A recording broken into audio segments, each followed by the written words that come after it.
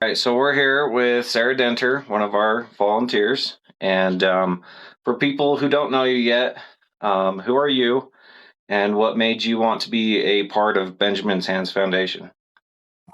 So, like Garrett said, my name is Sarah Denter. I was born and raised in Utah, pretty close to the Salt Lake area. Those are my stomping grounds. Now I'm in New Jersey, just living my life out here. But the reason I wanted to join is because right before this, I was starting to try and put together like homeless care kits because we do have a massive population of the unhoused in Utah, and I saw it all the time. I was working downtown and I saw it all the time. Driving past it in the mornings and, stopping for coffee and, people asking for, can I get a refill coffee? And I'm like, absolutely. It's freezing outside. Of course you can get a coffee.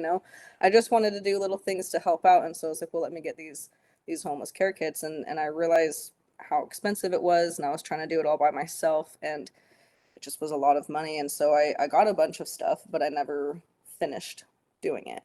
And it kind of just sat there because I had some financial stuff going on. And so this was an opportunity for me to jump onto that. My dad was on and off homeless for several years. You're my brother, you were homeless for a while. And so these are things that are near and dear to me. These are people that I care about that, went through trial and tribulations for whatever reason it may be. And I just want people to know that they are cared about, regardless of how society sees them, that there are people that care and see those that are houseless, that people love them, that they are cared for. And that's my goal.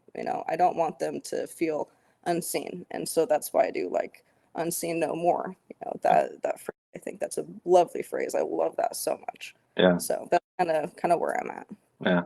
It is kind of special because, like you said, you're my sister. We just met last year, right? Mm. And I don't want to say I was stalking you, but I Facebook stalked you after I met you, right? And I saw like the kits that you were putting together for the homelessness, and it kind of touched me a little bit. And I was like, man, she'd be really cool to be a part of this foundation. So that was kind of why I reached out to you, and just your heart being there before kind of inspired me to invite you to this. So thank you.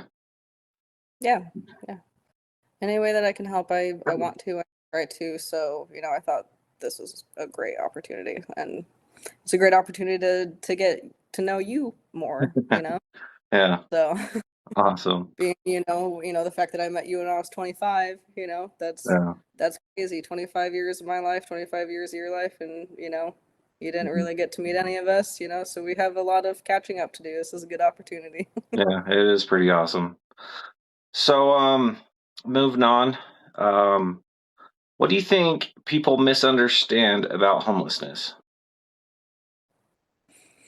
I think everybody assumes that the reason that every single homeless person is homeless is because they were addicted to drugs and that's what got them there. And sure, that's the case for a good chunk of people. That's not the case for nearly everybody, though. Yeah. A lot of people go through other situations in their life that put them there to no fault of their own.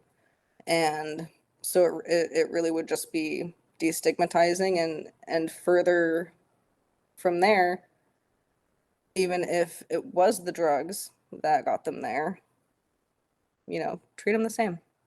Yeah. That's still somebody's baby. Yeah. We got to take care of each other. It seems like once you're there, like there's no way out, right? Like it's real hard to get out.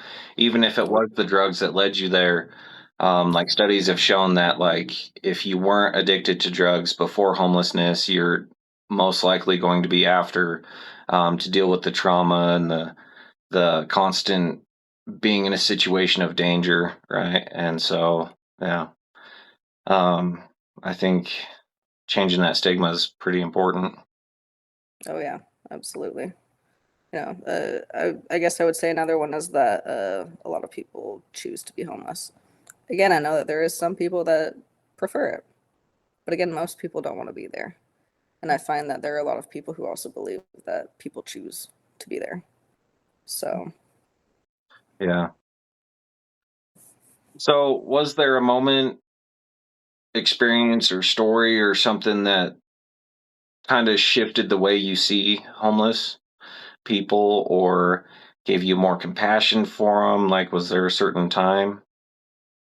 yeah, actually, I think one of the very first experiences I had, I was pretty young. I was probably maybe 6 or 7, and our sister Brianna, she would have been, 8 or 9 at the time, and she only had $5. I don't remember what she got the $5 from, but she had $5, and we didn't walk downtown very often, but we were walking downtown for some kind of event. Again, I don't remember it so long ago.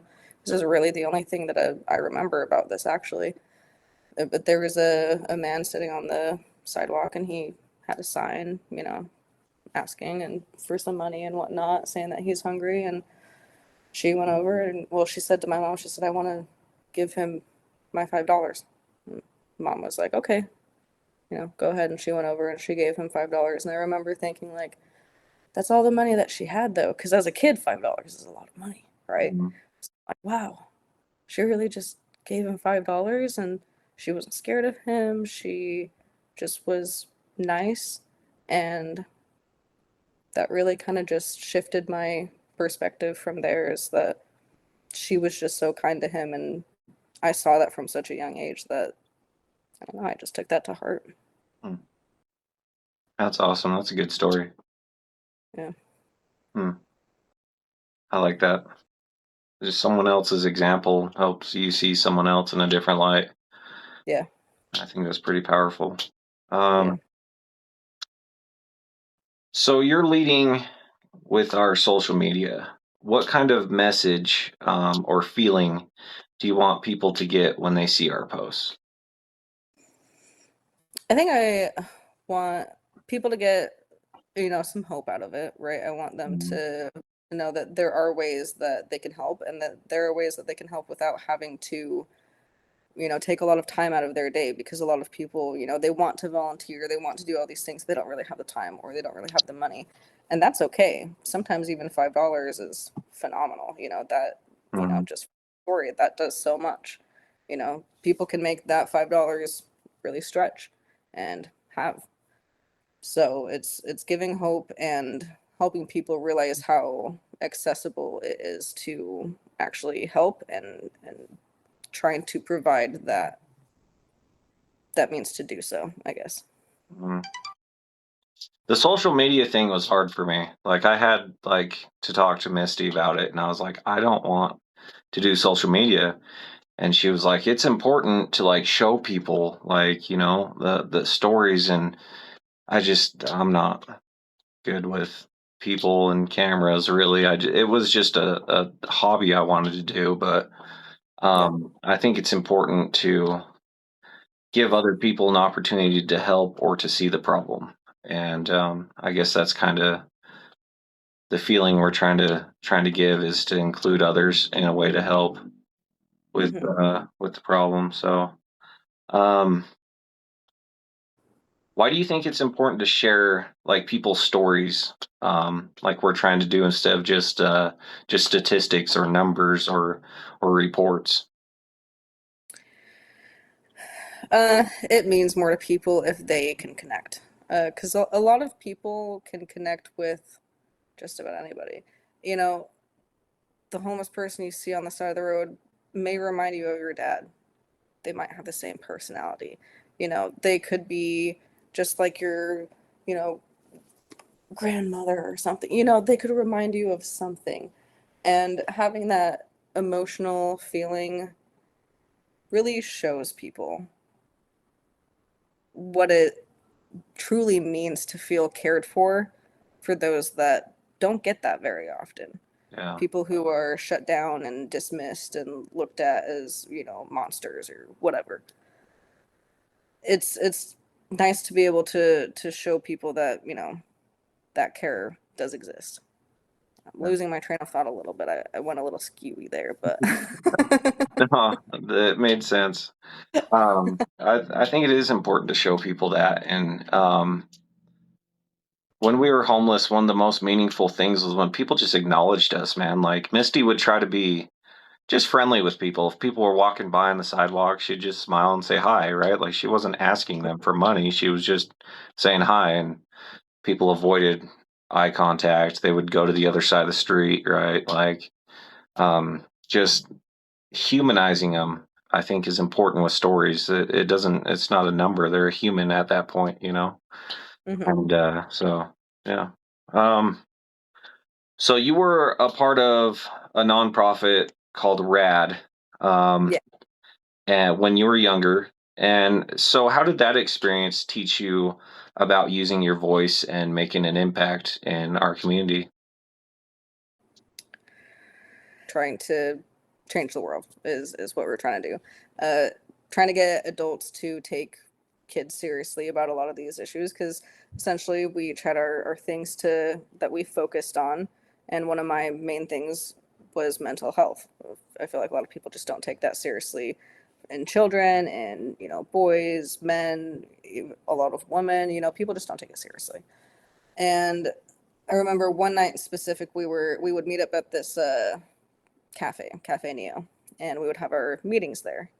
And we were talking about suicide prevention. And there was a man who was sitting there.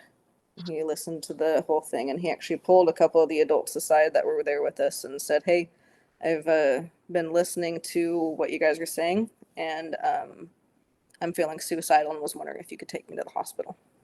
Mhm. You guys talking about this made me feel comfortable enough to ask for help." Wow. And we stopped meeting there, and they took him to the hospital. And so that was one of the most detrimental points in that career, I would say, for me. One of the things that hit me the hardest because we may have saved a man's life that night just by a bunch of teens just talking about it. Yeah. So we may not have saved the world, but maybe we saved his. And so using your voice, I think, is very imperative. Yeah. That's a lot. Yeah. Um, Especially being young and experiencing that. I feel like when I was younger, like it was thrown around a lot, right? But it wasn't so serious. I think people threw it around more, but having an adult come to you and tell you that is pretty hard. Um, yeah. but it kind of opens you up to a whole world out there of problems, and I'm glad you were a part of it. Um, so how does that experience influence how you want to show up for this foundation now? Well, I'd like to show up more, Mhm. and the reason I say that is not because I didn't show up. I mean, we had weekly meetings, we were planning things for months, we held these events, we did a lot of things. Unfortunately, the foundation did not end up working. There were some internal issues that I don't really need to get into, and so it just didn't work. And so I would like to be a part of something more, something that's going to be bigger. I would like to see this take off, and I want to be a part of that essentially. So that's where I want to be. I think that it has great potential. I love the message. I love the story behind it. And that's what I want to see. That's awesome. Thank you. That's awesome to hear. So if someone is watching this and they've never interacted with somebody that was homeless, what would you want them to understand or to do differently with them? Just treat them as you would everybody else. There's nothing different or wrong or anything about them. There are certain people that make you feel unsafe, and if you feel unsafe, that's okay. But that's every kind of person that you see on the street. There's a lot of people that can make you feel unsafe. Just treat them like people. Hold the door open for them. Say hi, something. Even if you don't have money or water or food or anything to give them out the window and you see them, just say hi. You Mm, know, just wave. instead of avoiding eye contact, because people do that. They avoid eye contact or put their hand up or Yeah. just acknowledge them, Yeah. you know. And I'll admit it's hard to do even in the capacity that I am now. Sometimes we see homeless people and I give a lot, but we see homeless people and it's like, man, I just can't right now, right? Mhm. But Yeah, um I still wave and smile, and I try to go out of my way to make sure I at least smile or wave or make eye yeah, contact, right? And treat them like a person, because I've seen it from both sides, and I've seen addiction and I've seen homelessness, and they kind of they feel the same, right? You can't shame someone out of addiction, and I don't feel like you can shame somebody out of homelessness either. I feel like it's the same disassociation kind of behavior, right? That it just makes them go deeper into it, right? So, yeah. um, but Makes them trust you less, and yeah, if you lose that trust, they're not going to come to you. And honestly, if you can't ever give anybody anything, there is one thing that you can always give, and that is just kindness, and that's free. yeah. So as we grow, what do you hope that Benjamin's Hands becomes? And not just as a nonprofit, but maybe as a movement. I mean, I would like to just see more people taking action, even if, again, they're not able to do something on their own or whatever. Maybe they decide to figure out something for themselves, or maybe somebody decides that they want to start their own foundation Mhm. and are inspired by that. And that's great because then we have even more help getting spread around from other places. The more that we can do to help our community, the better off we all are. And so it would be nice to see Benjamin's Hands like help build that community. Yeah, that's awesome. That's kind of where Misty was telling me, was that the story itself can kind of move people, I guess. And it was honestly incredibly easy to start a foundation, right? Like, it is actually incredibly easy to do something for the community, right? Like, and I'm a fan of Jordan Peterson. I found him at a time in my life, and he talks about like moral obligations, right? Mhm. And so I feel like we have a moral obligation to make the world a better place. It's Yep. just finding the time um, to do one little thing, just one little thing, right? And just taking our daily life and putting one little thing towards something to better this world. And Mhm. yeah, but so if one person watches this and decides to care a little more or to do a little more, what do you hope that they do next? Just spread the kindness, whatever that means for them. That could be, again, just waving. That could be buying somebody a water. That could be, giving somebody $1. It could be anything. Just kindness. Because we all need that, especially right now. Yeah, yeah, So, we do. So our closing question, our slogan is unseen no more. What does that mhm. mean to you personally? To me, that it's similar to Ohana, right? You Hmm. know, no, nobody gets left behind, and that's including the people that are forgotten about the most, Hmm. which are those that are homeless. So it's just looking out for everybody. Again, it's including them into our community and not pushing them to be their own community. We can bring them in and let them know that they're seen, that they're heard, Yeah, and that they're welcome. yeah. We are all the same community, and it takes a community, So yeah, I think that's true. Mhm. All right. Well, thank you for being on here with us, and thank you for being a part of this. And we hope that things grow and becomes a movement. Yeah, me too. I think that, like I said, there's good potential. So thanks for having me. All right. Thank you.